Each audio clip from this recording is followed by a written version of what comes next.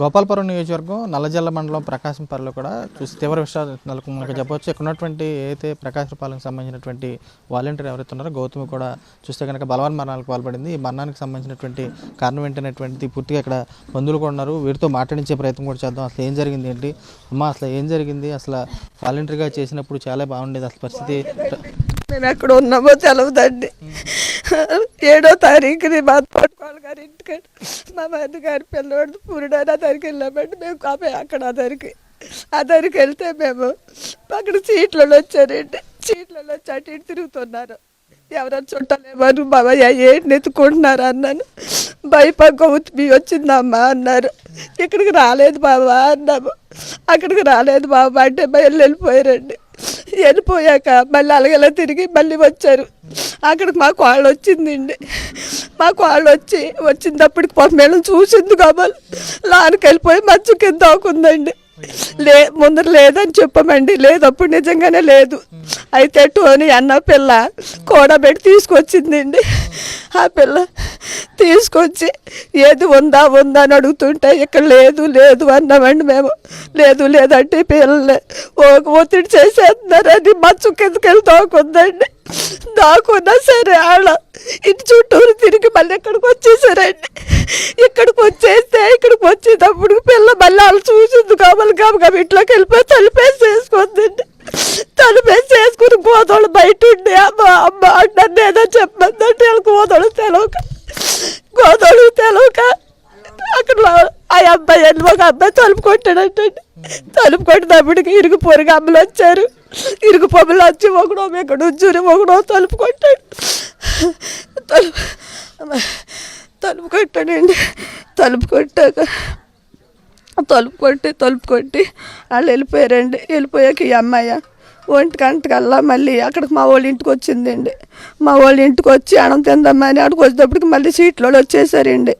పారిపోయి రోడ్డు మీదకి వెళ్ళిపోయింది. ఊరు వెళ్ళిపోదామని రోడ్డు మీదకి వెళ్ళిపోయిందండి. రోడ్డు మీదకి ఊరు వెళ్ళిపోదామని వెళ్ళిపోతే ఫ్రెండ్ దగ్గర కూర్చుంది కంచోపు.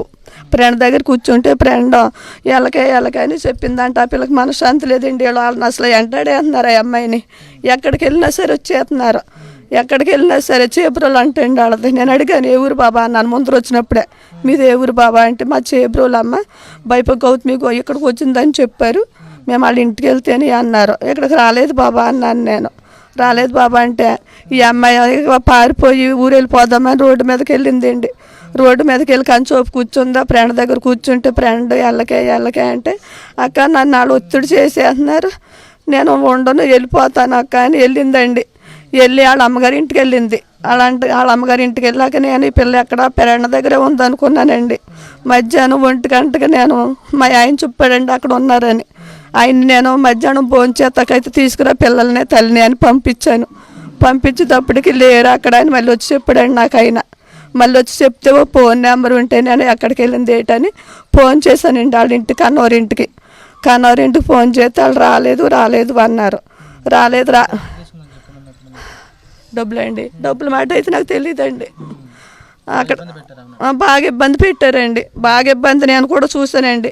మళ్ళీ అమ్మగారి ఇంటికి వెళ్ళిపోతే వాళ్ళకి అన్నారు అసలు నువ్వు ఎందుకు వచ్చావు ఏంటని వెంటనే తీసుకొచ్చేసారండి ఆ అమ్మాయిని. ఆ నైట్ ఉందండి. తెల్లారి మధ్యాహ్నం 8వ తారీఖు మధ్యాహ్నం మళ్ళీ తీసుకొచ్చేసారు. మధ్యాహ్నం 2 గంటలకల్లా తీసుకొచ్చేసాక అడిగారండి అసలు ఎందుకు వచ్చావు ఏంటని. నేను కూడా పొలం నుంచి వచ్చాను. నన్ను అడిగారు ఎందుకు వచ్చావంటే ఇలా డబ్బులు తీసుకున్నాను నేను, వాళ్ళు నన్ను ఒత్తిడి చేస్తున్నారని వెళ్ళిపోయాను అందే. అయితే ఇక్కడ నుండి సమాధానం చెప్పేదానికి నువ్వు ఎందుకు వచ్చావు అన్నారండి. ఆ అమ్మాయిని ఇక్కడ వదిలిపెట్టేసి వాళ్ళు వెళ్ళిపోయారు.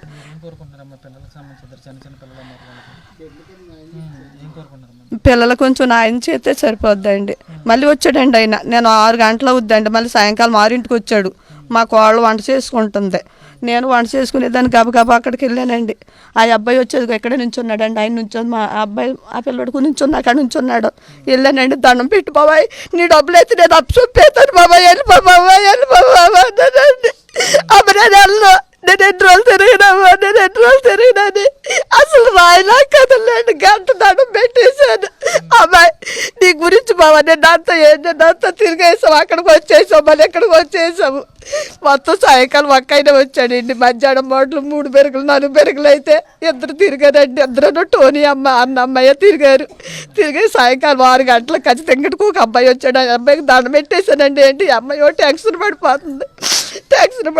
బాబా నీ డబ్బులు చూసి నేను కట్టేస్తాను బాబా, ఇప్పుడు వెళ్ళిపో బాబా, నీ గురించి పారిపోయింది బాబా, వెళ్ళిపో బాబా అన్నానండి. అసలు వెళ్ళలేదాడు. అక్కడే గంట శోభ నుంచి ఉన్నప్పటికే పిల్ల వచ్చి ఏం చెప్పిందా మెల్లంగా మాట్లాడుతుందండి. ఆ అమ్మాయి గట్టిగా మాట్లాడుతుంది. నేనైతే గట్టిగానే అన్నాను, బాబా ఎల్లు వండుకు బాబా అన్నాను. ఎంతట్లోకి ఆ అమ్మాయి వచ్చి ఏం చెప్పింది నాకు తెలియదు, కానీ ఫోన్ చేసి టోనీ అన్న అమ్మాయికి ఫోన్ కల్పించాడు. చాలా సేపు మాట్లాడింది అన్నది నాకు తెలియదు.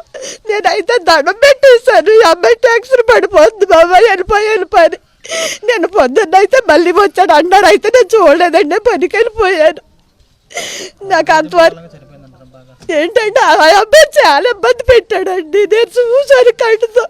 నేను వెళ్ళిపో బాబా అన్నానండి. నిజంగా దండం పెట్టేసి, బాబా నీ గురించి పారిపోయింది బాబా, ఇప్పుడు ఆ అమ్మాయిలు వచ్చి తీసుకొని చెప్పారు బాబా, వెళ్ళిపో బాబా అన్నాను. ఆ అబ్బాయి రాకపోతే నాకు వాళ్ళు చచ్చిపోతుంది బాబా, ఈ బిడ్డలాగా అనేది చేసి చచ్చిపోయింది బాబా. కుటుంబం అంతా కూడా శోకసందర్లో మునిగిపోయిందని చెప్పొచ్చు. ప్రధానంగా చూస్తే కనుక అయితే ఏలూరు జిల్లాకు సంబంధించి చేబ్రోలుకు సంబంధించినటువంటి ఫైనాన్స్ సంబంధించిన కంపెనీలు ఎవరుంటారో వారికి సంబంధించి కూడా వేధింపులకు సంబంధించి తాళలేక చనిపోయింది అంటారు. మరొక కొంతమంది సార్ చెప్పండి, ఎలా ఉండేది అసలు మీతో ఇక్కడ గ్రామంలో కలిసి అట్టు మా అన్నయ్య వాళ్ళు వెళ్ళిద్దండి. అయితే ఆ చేబ్రోల గురించి టార్చర్ గురించి నాకు వాళ్ళు చచ్చిపోతాం కారణం అండి. లేకపోతే మచ్చగా దాకున్నప్పుడు కూడా నాకు వాళ్ళని వదలలేదండి. ఇక్కడ ఆ టార్చర్ వల్ల నాకు వాళ్ళు చచ్చిపోయింది. ఇలా ఆ బిడ్డలకు న్యాయం చేస్తే చేరండి, మాకు ఒక్కాడుతుంది మాకు అది బాబా. దాన్ని బట్టి మీకు న్యాయం చేస్తే పిల్లలకి ఆఖరెత్తి పిల్లలాగా ఉంటారు. మాకు రెక్కాడుతుంటే ఒక్కాడుతుంది. కరోనా అప్పుడు కూడా బాగా చేసిందండి. మాపుల పాట తిరిగిందండి. సండిపేట తల్లిని కూడా ఆ బుడ్డోడిని ఎంట వేసుకుని భుజాన్ని వేసి తిరిగి చేసిందండి. ధైర్యంగా తిరిగింది, అందరికి మందులు ఇచ్చింది. ఏ పని చెప్తే ఆ పని చేసిందండి. అంత కష్టపడి తిరిగింది నా కోళ్ళండి. తిరిగిన న్యాయం లేకపోయింది. ఇలా మీరు ఏం చూస్తారు? ప్రధానంగా చూస్తే కనుక ఇక్కడ వేధింపులు సంబంధించి ఒకవైపు ఫైనాన్స్ కంపెనీలు వేధింపులు కానీ ఏమేమి చూస్తారు? ఈరోజు మనం చూసుకుంటే బైప గౌతమ్ అనే అమ్మాయి వాలంటీర్గా 4.5 సంవత్సరాలు చక్కని సేవలు అందించి ఆవిడకి ఇచ్చిన 50 ఇళ్ళు కూడా చక్కగా ఎవరికి ఏ నష్టం జరగకుండా కాపాడి మంచి సేవ చేసి గుర్తింపు పొందింది. గ్రామంలో కూడా మంచి పేరుంది ఆ అమ్మాయికి కూడా. అలాంటి పరిస్థితుల్లో కేవలం ప్రైవేట్ ఫైనాన్షియల్ ఇలాగ ఇబ్బందులు పెట్టి కేవలం మనిషి చనిపోయేదాకా పరిస్థితులు తీసుకొచ్చారు. కాబట్టి ప్రభుత్వ పరంగా ఈ కుటుంబాన్ని ఆదుకుని 2 చిన్నపిల్లలు ఆదుకోవాలని డిమాండ్ చేస్తున్నాము ఆర్థికంగా. అలాగే ఈ ప్రైవేట్ ఫైనాన్స్ వ్యాపారస్తుల మీద కూడా చట్టపరమైన చర్యలు తీసుకోవాలని కూడా మేము డిమాండ్ చేస్తున్నాం. మీరు ఏం చూస్తుంటారు? ఇక్కడ గ్రామ స్థాయిలో వాలంటీర్గా కూడా అనేక సేవలు చేసింది. ఇప్పుడు సిచ్యువేషన్ ఇప్పుడు వాలంటీర్కి సంబంధించిన ఉద్యోగం లేదు, మరేపు ఆర్థిక పరిస్థితులు కూడా ఏ విధంగా చూస్తారు? ఇలా ఆర్థికంగా వెనకబడిన వాళ్ళ కోసమే జగనన్న గారు నెలకు ఒక 5,000 ఇచ్చి వాలంటీర్ వ్యవస్థ అనేది తీసుకొచ్చారు. అయితే వీళ్ళు ఆర్థికంగా పూర్ ఫ్యామిలీనండి. జగన్ గారు నెలకు ఒక 5,000 ఇస్తాం వల్ల ఒక 3,000 ఇలాంటి ప్రైవేట్ ఫైనాన్స్ ఇలాంటివి కట్టుకుంటా మిగతా 2,000తో మిగతా రోజుల్లో పనికి వాళ్ళ కుటుంబాలను గడుపుకునేవారు. అయితే ఏంటంటే వీళ్ళకి ఆర్థికంగా కొంచెం ఫైనాన్స్ పరంగా ఇబ్బంది అయ్యి ఈ ప్రైవేట్ ఫైనాన్స్ వాళ్ళు ఒత్తిడి వల్ల కట్టడం కొంచెం ఇబ్బంది అయ్యి వాళ్ళని మాటలు భరించలేక ఈరోజు బల్లనర్పణ జరిగింది.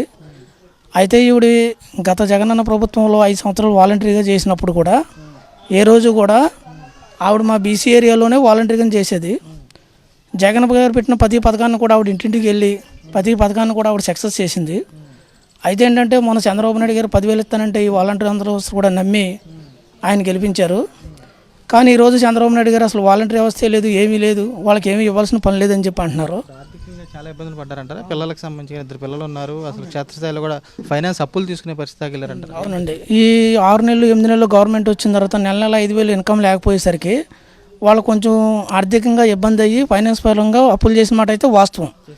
కానీ అవి తీర్చే స్తోమత కొంచెం ఇబ్బంది, ఆర్థికంగా ఇబ్బంది అవటం వల్ల వాళ్ళకి కట్టలేని పరిస్థితి వల్ల ఉండటం వల్ల వాళ్ళు మానసికంగా వాళ్ళు మాట్లాడే మాటలు ఇవన్నీ ఆవిడ భరించలేక తలుపులు కొట్టారు, ఇబ్బంది పెట్టారు, అంటుంది అలాంటి దండం పెట్టాం వెళ్ళిపోండి అన్నా కూడా ఇవన్నీ వాస్తవేనండి. ప్రైవేట్ ఫైనాన్స్ అన్న వాళ్ళు ఎవరైనా సరే వాళ్ళు ఒక వారం 2 వారాలు కట్టకపోతే 3వ వారం ఆర్థికంగా చాలా ఇబ్బంది పెడతారు, మానసికంగా మాట్లాడతారు, అన్నీ చేస్తారు. కాకపోతే ఏంటంటే గత చంద్రబాబు నాయుడు గారు ఇచ్చిన హామీని 10,000 కాకపోతే కనీసం 5,000 అన్న ఇచ్చి ఇలాంటి ఆర్థికంగా వెనకబడిన ఎస్సీ ఎస్టీ బీసీలు వాలంటీరింగ్ చేసిన వాళ్ళందరూ మళ్ళీ రెన్యువల్ చేసి వాళ్ళకి ఎంతో కొంత ఆర్థిక భరోసా కల్పిస్తే ఇలాంటి సంఘటనలు జరగకుండా ఉంటాయని మా అభిప్రాయం. చెప్పండి, ఏం చూస్తారా? చిన్నపిల్లలు 2 ఉన్నారు, వాళ్ళకి ఎటువంటి భరోసా కల్పించాలి? ఈ ప్రకాశరాపాలెం గ్రామంలో జగనన్న ప్రభుత్వం వచ్చాక వాలంటీరీ వ్యవస్థ అనేది రావడం జరిగింది. ఆ ధర్మిల ఎస్సీ రిజర్వ్డ్ కేటగిరీలో ఈ కాలం మరణించినటువంటి ఈ బైపై గౌతమి అనే వ్యక్తి ఒక బీసీ ఏరియాలో ఒక బీసీ నాయకుడిగా నేను చెప్తున్నాను. బీసీ ఏరియాలో ఆ చిన్నతల్లి నన్ను అన్నయ్య అని పిలుస్తుంది. చాలాసార్లు నన్ను కూడా తీసుకెళ్ళి వాళ్ళ చిన్న బొడ్డోని ఎత్తుకుని వచ్చి సర్వీస్ చేసేది కరోనా టైంలో కూడా. అదేవిధంగా పెన్షన్ల పంపిణీలో కానీ ఉదయం తెల్లారగట్ల 6ంటికి వెళ్ళేసి ఎవరి పెన్షన్లు వాళ్ళకి ఇచ్చేది. అటువంటి సర్వీస్ చేసింది. కానీ గత ప్రభుత్వంలో వచ్చిన 5,000 వల్ల ఆర్థికంగా వీళ్ళకి ఉన్నటువంటి సమస్యలు కొన్ని తీర్చుకున్నారు. ఈ ప్రభుత్వం వచ్చాక 6 నెలలు అయింది. ఇప్పుడు సుమారుగా ఆర్థికంగా ఇబ్బందులు పడుతున్నారు. 1-2 సార్లు నాకు కూడా చెప్పడం జరిగింది. నేను కూడా వచ్చి మాట్లాడటం కూడా జరిగింది. కానీ ఇటువంటి పరిణామం వరకు వస్తుందని నేను ఊహించలేదు. అది మరి ఇది ప్రైవేట్ ఫైనాన్స్ దారులు ఎవరున్నారో వాళ్ళందరూ బాధ్యత వహించాలి. వారి మీద చట్టపరమైన చర్యలు తీసుకోవాలని ప్రస్తుత గవర్నమెంట్ వారిని విన్నవిస్తున్నాను. పిల్లలకు సంబంధించి కూడా ఈ ప్రభుత్వం వారు తగు న్యాయం చేయాలి, సహాయం చేయాలి, చదువు పరంగా భరోసా ఇవ్వాలి అని కోరుకుంటున్నాను. పురుషాలు ఒకటే స్పష్టం చేస్తున్నారు. గతంకి సంబంధించి కూడా కరోనా సమయంలో ఏదైతే ఉందో ఆ కరోనా సిచ్యువేషన్లో కూడా గవర్నమెంట్కి సంబంధించి తన కేటాయించినటువంటి 50 ఏళ్ళకు కూడా ఎనలేని సేవ చేసింది. ఆ సేవకు సంబంధించి చూసుకుంటే కనుక ఏదైతే కుటుంబ ప్రభుత్వం వచ్చిన తర్వాత వాలంటీర్కి సంబంధించిన ఉద్యోగం లేకపోవడం, మరేపు ఫైనాన్స్గా కూడా చాలా ఇబ్బందులు పడి ఎవరైతే ప్రైవేట్ ఫైనాన్స్ సంబంధించిన వ్యక్తులు ఉంటారో ఆ వ్యక్తుల దగ్గర కూడా అమౌంట్ తీసుకోవడంతో వారు చేసినటువంటి టార్చర్ మూలంగానే కేవలం ఇక్కడ ఉన్నటువంటి గౌతమి కూడా చనిపోయిందని చెబుతున్నారు. తాము ఆల్రెడీ ప్రాధేయపడ్డాము, ఆల్రెడీ వెళ్ళిపోండి అని చెప్పని ప్రాధేయపడ్డా కానీ వారు వినకుండా కానీ కర్కశత్తంగా కూడా వ్యవహరించడం పట్ల ఆల్రెడీ మనస్తాపానికి చెంది బలవన్మరానికి పాల్పడిందని చెప్పి వీరు కూడా చెబుతున్నారు. ఏదైతే గౌతమికి సంబంధించినటువంటి పిల్లలు ఉన్నారో ఆ 2 విద్యార్థులకు సంబంధించి పిల్లలు ఎవరైతే చిన్న పిల్లలు ఉన్నారో వారిని కూడా ఆదుకోవాలని చెప్పి కుటుంబ సభ్యులు కూడా కోరుకునే పరిస్థితి కూడా కనపడుతుంది. విశేష్ కుమార్ రాజు, సాక్షి టీవీ, నల్లజర్ల మండలం.